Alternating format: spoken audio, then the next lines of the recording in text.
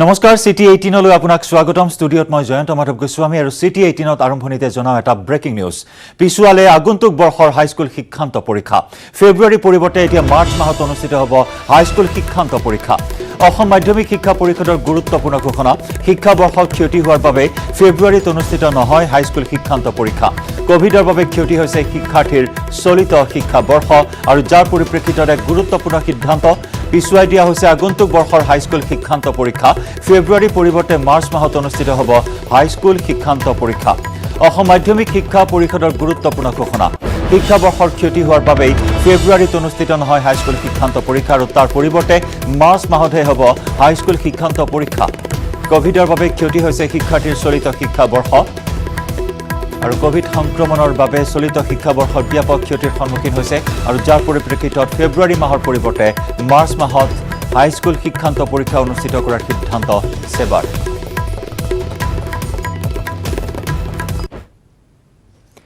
ধুবুৰী গৌৰীপুৰত ভূমিস্খলনত প্ৰাণ গ'ল এটি কণমানিৰ মুখলধাৰ বৰষুণত নবোদয় বিদ্যালয়ৰ এখন পকী দেৱাল খহি ধ্বংসস্তূপত পৰিণত হয় এটা পৰিয়ালৰ বাসগৃহ আৰু তাৰ পিছতে শুই থকা অৱস্থাতে মাটিত পোত গৈ অকাল মৃত্যুক আকোৱাৰি লয় এটি কিশোৰে অৱশ্যে জীৱন্ত অৱস্থাত উদ্ধাৰ কৰা হয় কিশোৰটিৰ মাতৃক এক ভয়ংকৰ ঘটনা এক হৃদয় বিদাৰক পৰিণতি ভূমিস্খলনে প্ৰাণ ল'লে এটি নিষ্পাপ কিশোৰৰ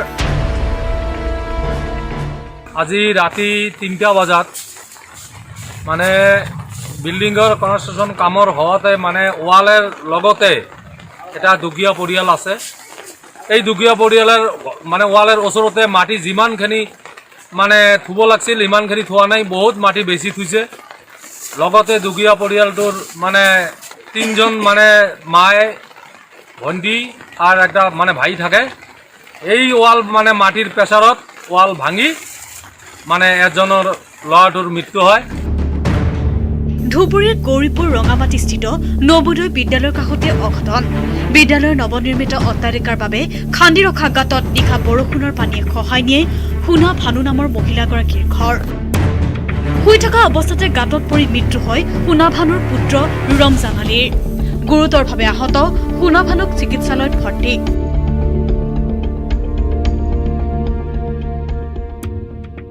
ধুবুৰী জিলাৰ যিটো একমাত্ৰ নবোদয় বিদ্যালয় সেই নবোদয় বিদ্যালয়ত আজি এটা মৰ্মান্তিক ঘটনা ঘটিছে আৰু লগতে ৰমজান আলী নামৰ মৃত্যুবৰণ কৰিব লগা হৈছে আৰু তেখেতৰ মাতৃ গুৰুতৰভাৱে আহত হোৱাৰ পিছত উন্নত চিকিৎসাৰ বাবে ধুবুৰী অসম চিকিৎসালয় প্ৰেৰণ কৰা হৈছে ভূমিস্খলনত দেৱালৰ হেঁচাত ঘৰটো সোমাই যোৱাৰ পিছতেই দিক বিদিক হেৰুৱাই পেলোৱা স্থানীয় ৰাইজে ততাতৈয়াকৈ মহিলাগৰাকীক উদ্ধাৰ কৰি চিকিৎসালয়লৈ নিয়ে যদিও গভীৰ মাটিৰ তলত পোত যোৱাত পুত্ৰক জীৱনতেও উদ্ধাৰ কৰাত ব্যৰ্থ হয় ৰাইজ ইফালে এই ঘটনাত ঠিকাদাৰৰ গাফিলতিৰ অভিযোগ তুলি ৰাইজে ক্ষতিগ্ৰস্ত পৰিয়ালটোক একালীনভাৱে 25 লাখ টকা ক্ষতিপূৰণ দিয়াৰ দাবী তুলিছে আমি ভাবো যে কন্ট্ৰেক্টদাৰৰ দোষত এইটো হৈছে আমি পৰিয়ালটোক এই আমার কন্ট্রাক্টরক আমি 25 লাখ টাকা আমি আপনার মিডিয়ার জড়িয়তে আমি কব যে 25 লাখ টাকা তাক দিব লাগে ক্ষতিপূরণ অতি সোনকালে এই ইঞ্জিনিয়াৰ আৰু ঠিকাদাৰক যদি গ্ৰেপ্তাৰ নহয় আমি কিন্তু নেশ্যনেল হাইৱে ব্লক কৰি গণতান্ত্ৰিক আন্দোলন কৰিবলৈ বাধ্য হ'ম আৰু লগতে সেই পৰিয়ালত কমচে কম 50 লাখ টকাৰ ক্ষতিপূৰণ দিব লাগে অন্যথায় কিন্তু আমি বহি নাথাকোঁ আমাৰ যিখিনি কাম আন্দোলন আমি কৰি যাম ধুবুৰীৰ পৰা Jyotirmoy Chakraborty news 18 Assam north east অসমৰ সংৰক্ষিত বনাঞ্চলৰ 90% ভূমি এতিয়া নগাৰ দখলত অসম প্ৰশাসনলৈ কেৰেপ নকৰি অসমৰ মাটিত ইখনৰ পিছত সিখন নগা বস্তি গঢ়ি তোলাৰ পাছত এতিয়া নিৰ্মাণ কৰিছে পকী দলং আৰু বাট পথ কিন্তু এতিয়াও চকুমুদা কুলিৰ ভাৱত অসমৰ প্ৰশাসন অসমৰ মাটিত নগাৰ অবাধ বেদখল অসমৰ সংৰক্ষিত বনাঞ্চলৰ 90%ই নগাৰ দখলত নগাই কেৰেপ নকৰে অসমৰ প্ৰশাসনক মৰিয়নিৰ নাগাজাংকা চাহ বাগিচাৰ সমীপৰ দিছৈভেলী সংৰক্ষিত বনাঞ্চলৰ মাজৰ জানখানা জানৰ পাৰত নগাই নিৰ্মাণ কৰিছিল এখন পকী দলং এই দলংখন নিউ সোণোৱাল খণ্ড বন বিষয়াৰ কাৰ্যালয়ৰ পৰা মাত্ৰ 3 কিলোমিটাৰৰ দূৰত্বত নগাই নিৰ্মাণ কৰা কংক্ৰিটৰ দলঙৰ নিৰ্মাণৰ বিষয়ে গমেই পোৱা নাছিল নিউ সোণোৱাল খণ্ড বন বিষয়াগৰাকী বনাঞ্চলখনত নগাই পকী দলঙৰ নিৰ্মাণ কাৰ্য চলাই থকাৰ বিষয়ে সংবাদ মাধ্যমত প্ৰকাশ পোৱাৰ পিছতহে সাৰ পালে মৰিয়নিৰ বন বিভাগ আৰু যোৰহাট জিলা প্ৰশাসন। ইয়াৰ পাছতেই তিতাবৰ মহকুমা প্ৰশাসন আৰু বন বিভাগে নগাই নিৰ্মাণ কৰি থকা পকী দলংখন পৰিদৰ্শন কৰি নগাৰ অস্থায়ী কেম্প ধ্বংস কৰাৰ লগতে নিৰ্মাণ কাৰ্য বন্ধ কৰি দিয়ে। কিন্তু অসমৰ প্ৰশাসনৰ বাধা নামানি নগালোকে পুনৰ যুদ্ধকালীন তৎপৰতাৰে নিৰ্মাণ সম্পূৰ্ণ কৰি তোলে পকী দলংখনৰ। শেহতীয়াকৈ এই পকী দলংখনৰ নাতিদূৰৈত দিছৈভেলী সংৰক্ষিত বনাঞ্চলত নগাই পুনৰ পাহাৰ কাটি পথ মোকলাই পকী স্থায়ী কেম্প নিৰ্মাণৰ প্ৰস্তুতি চলাইছে।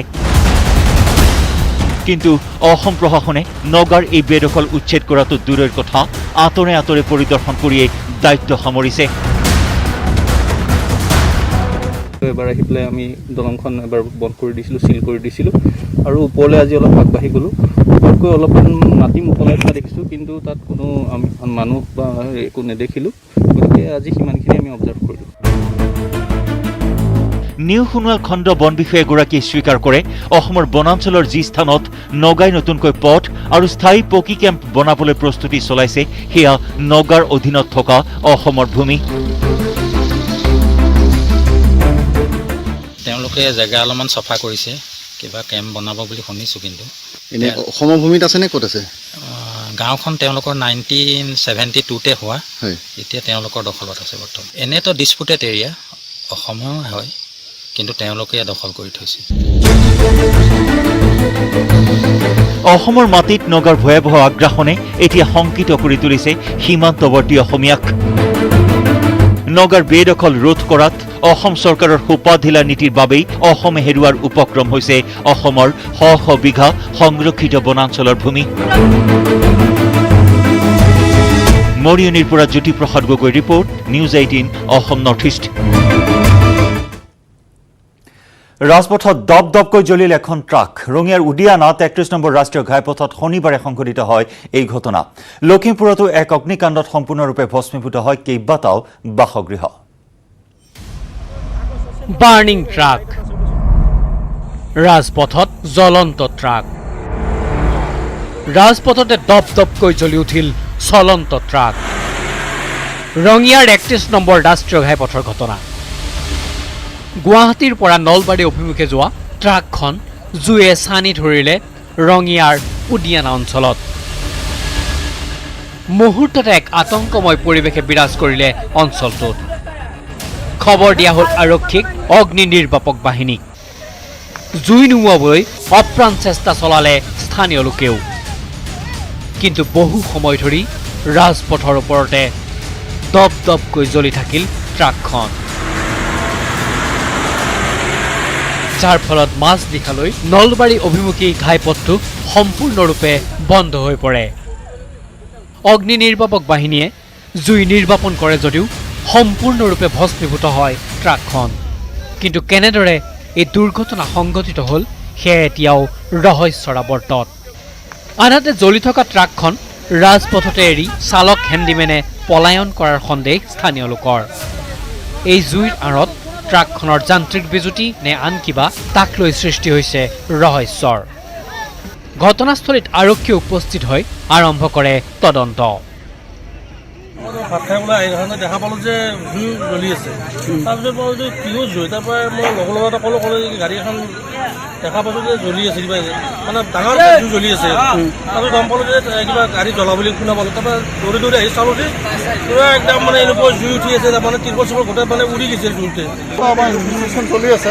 গাড়ীখন ইয়াতে পাৰ্ক কৰা আছিলে, হঠাতে জুই জ্বলি আছে। খবৰ পাই আহিলোঁ, 45 ঘণ্টা হৈছে, তদন্ত পিছত ওলাই যাব।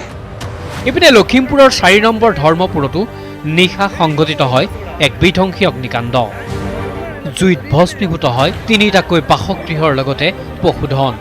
বৈদ্যুতিক শ্বৰ্ট চাৰ্কিটৰ ফলতে জুইৰ সূত্ৰপাত ঘটাৰ সন্দেহ। এই অগ্নিকাণ্ডত কোনোমতে প্ৰাণ ৰক্ষা পৰে চাহামুদ্দিন নামৰ লোকজনৰ পৰিয়ালটোৰ। ঘটনাৰ পিছতে অগ্নি নিৰ্বাপক বাহিনীৰ গাড়ী ৰাওনা হৈছিল যদিও ঠেক পথৰ বাবে ঘটনাস্থলীত গৈ জুই নুমুৱাবলৈ সক্ষম নহ'ল অগ্নি নিৰ্বাপক বাহিনী। ৰঙিয়াৰ পৰা ইনামুল ইছলাম আৰু লখিমপুৰৰ পৰা Sanjeev Lahon, news 18 Assam north east. Assam Arunachal সীমান্তত হাতীৰ জৰিয়তে মূল্যৱান গছৰ কুণ্ডা সৰবৰাহত নামিছে একাংশ। অসমৰ পৰা অৰুণাচললৈ সৰবৰাহৰ সময়তে হাতীসহ বন বিভাগে জব্দ কৰে বহু মূল্যৱান গছৰ কুণ্ডা। কিন্তু চোৰাং কাঠ সৰবৰাহত জড়িত কোন? চোৰাং কাঠ সৰবৰাহকাৰীৰ ৰূপত হাতী। অসমৰ বনাঞ্চলৰ পৰা অৰুণাচললৈ কাঠৰ চোৰাং সৰবৰাহ কৰিছিল হাতীটোৱে। কাঠৰ কুণ্ডা অৰুণাচললৈ কঢ়িওৱা অৱস্থাতে আটক হ'ল হাতীটো। হয়, অসম অৰুণাচল সীমান্তৰ খামদু বস্তিত আটক হৈছে এই প্ৰকাণ্ড হাতীটো।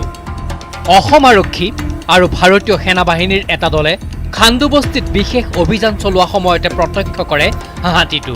কিন্তু পলায়ন কৰে অসমৰ কাঠ অৰুণাচললৈ সৰবৰাহ কৰা হাতী মাউতটো।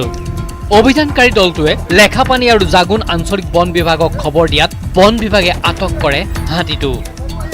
বৰ্তমানলৈকে জানিব পৰা হোৱা নাই এই হাতীটোৰ মালিক কোন। বন বিভাগৰ মতে মূল্যৱান গছৰ কুণ্ডা অৰুণাচললৈ সৰবৰাহ কৰা হৈছিল এই হাতীটোৰ দ্বাৰা। বৰ্তমান লেখাপানী আঞ্চলিক বন বিভাগৰ কাৰ্যালয়ত আছে হাতীটো। তাতে আমি হাতী কুণ্ডা টানি থকাৰ অৱস্থাত পোৱা যায় যদিও হাতীৰ মাউতটো পলাই গুচি যায় আৰু আমি গৈ পিছত বেলেগ মাউতৰ ব্যৱস্থা কৰি বহুত কষ্ট কৰি দেখা পোৱা মতে তেওঁলোকে পুৰণা কুণ্ডাটো নাই অৰুণাচল অসমৰ পৰা। এইখিনি এতিয়া নতুন কোনো কাম নহয়, পুৰণা তেওঁলোকে ক'ৰবাত লুকুৱাই থোৱা। আমি যিমানখিনি পাৰিলোঁ চিজ কৰিলোৱেই। চিজ কৰাৰ উপৰিও আমাৰ তেওঁলোকে ক'ৰবাত জংঘল লুকুৱাই থোৱাৰ অৱস্থাৰ বস্তুহে তেওঁলোকে এতিয়া বাহিৰ কৰাৰ ব্যৱস্থা কৰিছে। এতিয়া আমিতো তাত 40-50 মান কুণ্ডা বিক্ৰী কৰিছোঁ আৰু সেইটো অৰুণাচলৰ ফালে। অসমৰ কাঠ অৰুণাচললৈ চোৰাং সৰবৰাহ কৰা সন্দৰ্ভত তদন্ত অব্যাহত ৰাখিছে বন বিভাগে।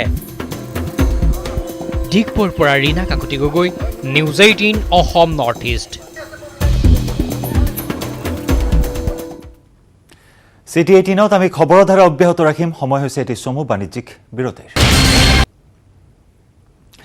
অৱশেষত আৰক্ষীৰ জালত পৰিল বনকৰা শিশুক অকথ্য নিৰ্যাতন চলাই আত্মগোপন কৰি থকা দম্পতি। ৰহা টোল গেটত নগাঁও আৰক্ষীক গ্ৰেপ্তাৰ কৰে ডিব্ৰুগড়ৰ দেউৰী দম্পতিক। ইপিনে দেউৰী দম্পতিৰ বিৰুদ্ধে ডিব্ৰুগড় থানা চৌহদত বিভিন্ন দল সংগঠনে সাব্যস্ত কৰে উত্তাল প্ৰতিবাদ। মালিকে বট খাই আছিলে, তাৰপিছত ৰাতি মোক পানী ঢালি দিলে। সিদ্ধি প্ৰসাদ দেউৰী। অৱশেষত গ্ৰেপ্তাৰ হ'ল ডিব্ৰুগড়ৰ শিশু নিৰ্যাতনকাৰী দম্পতি। ৰহা টোল গেটত গ্ৰেপ্তাৰ সিদ্ধি প্ৰসাদ দেউৰী আৰু মিতালী কোঁৱৰ দেউৰী। নগাঁও আৰক্ষীয়ে ৰহা টোল গেটত গ্ৰেপ্তাৰ কৰে নিজৰ ইন'ভা বাহনত গুৱাহাটীৰ পৰা ডিব্ৰুগড়লৈ গৈ থকা দেউৰী দম্পতিক। ঘৰত কাম কৰা শিশুৰ গাত উতলা পানী ঢালি চৰম পাশবিকতাৰ পৰিচয় দিছিল এই দম্পতিটোৱেই। ইমান দিনে পশ্চিমবংগৰ শিলিগুৰিত আত্মগোপন কৰি আছিল দেউৰী দম্পতিয়ে। ইনোভা গাড়ি AS 06V 3839 আহি আছে। তো আমি এটা সারপ্রাইজ নাকা কৰি ৰহা টোল গেটত ডিব্ৰুগড় ইনসিডেন্ট যে হৈছিলে তাৰ আসামি আমি ধৰিছিলোঁ। নাম ডক্টৰ সিদ্ধি প্ৰসাদ দেউৰী আৰু ডক্টৰ মিতালী কোঁৱৰ আছে। শনিবাৰে নিশা ৰহাত গ্ৰেপ্তাৰ হোৱা দেউৰী দম্পতিক নিশাই প্ৰেৰণ কৰা হয় ডিব্ৰুগড়লৈ।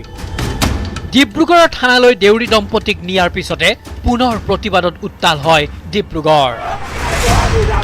দেউৰী দম্পতিৰ বিৰুদ্ধে বিভিন্ন শ্লোগানেৰে উত্তাল কৰি তোলে থানা চৌহদ।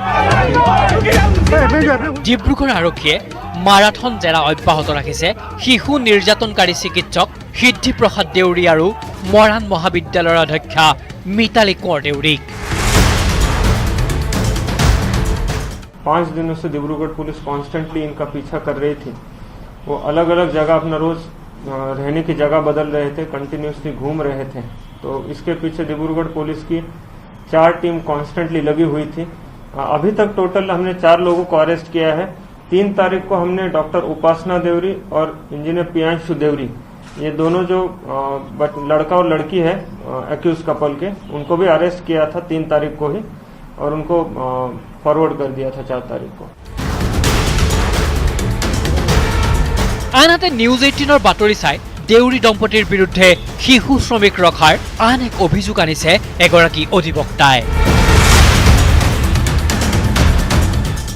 যোৱাকালি নিউজৰ মষ্ট প্ৰবেবলি 18ত আমি এনেকৈ দেখা পালোঁ যে মিতালী কোঁৱৰক নগাঁৱত যেতিয়া ধৰা দিছিলে তেতিয়া তেওঁৰ লগত আৰু এজনী ছোৱালী আছিলে।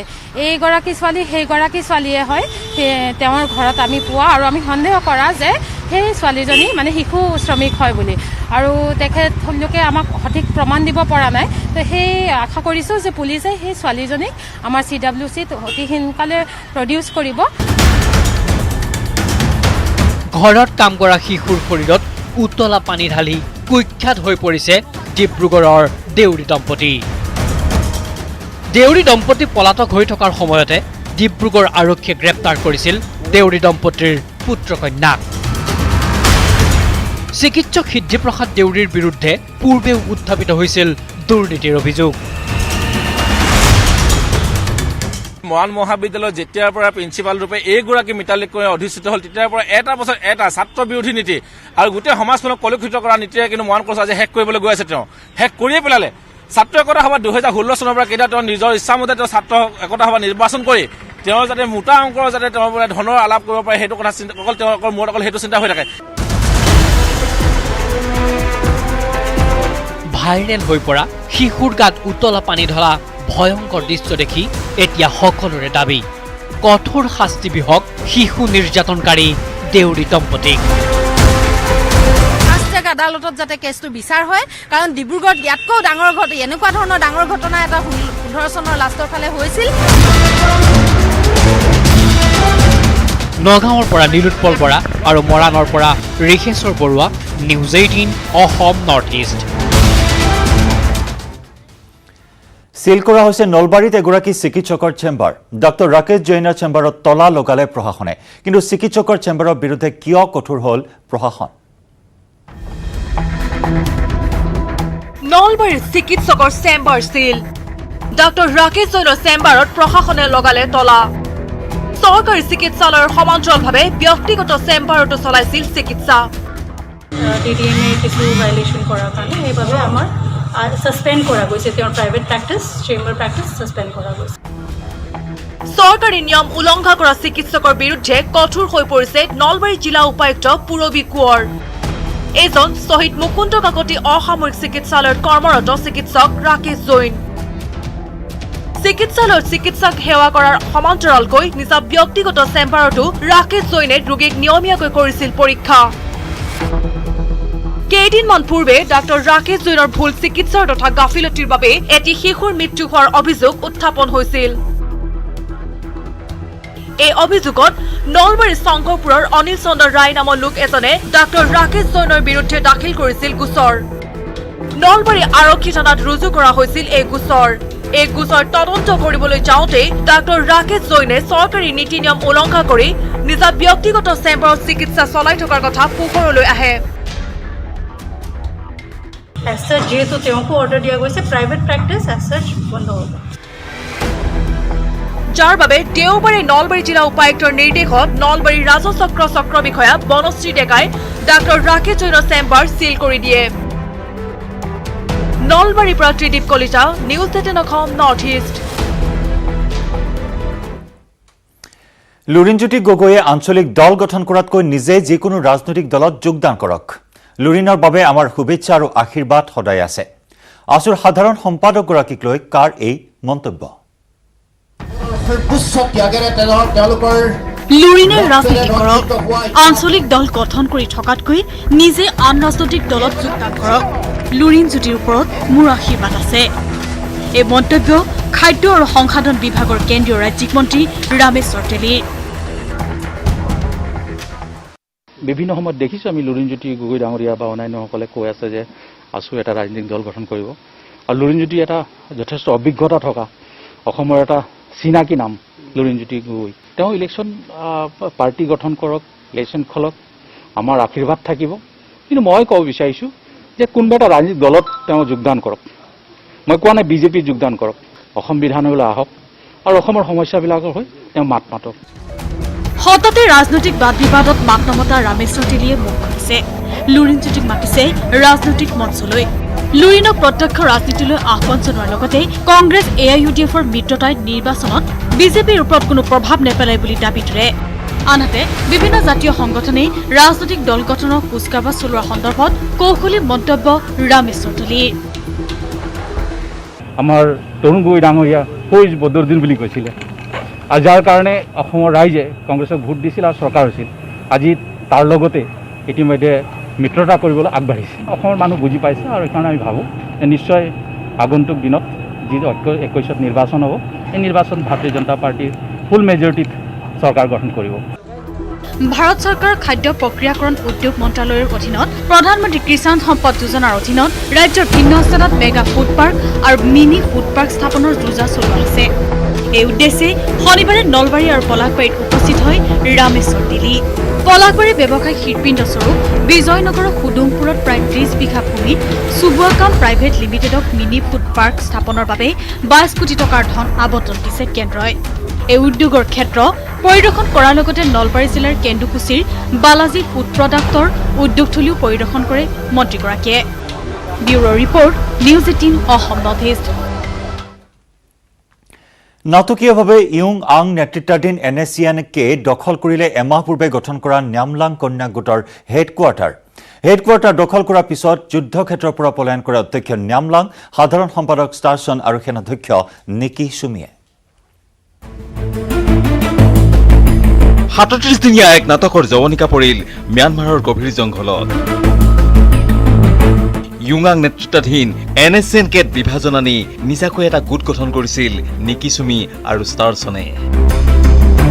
অধ্যক্ষ হিচাপে নিযুক্তি দিছিল ন্যামলাং কন্যাকক। সেয়া আছিল বিগত 28 জুলাইৰ ঘটনা।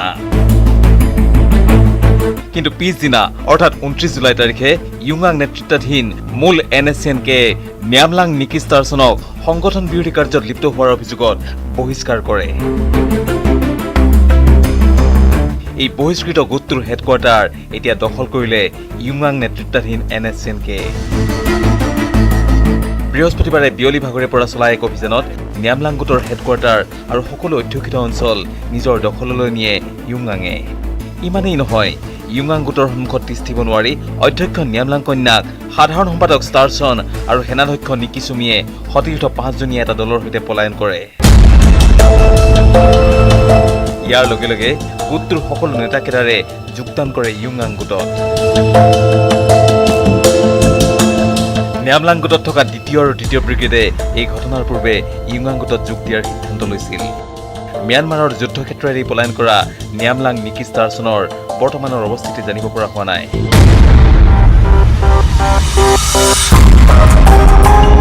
বিজু কুমাৰ ডেকাৰ বিশেষ report, news 18 Assam north east.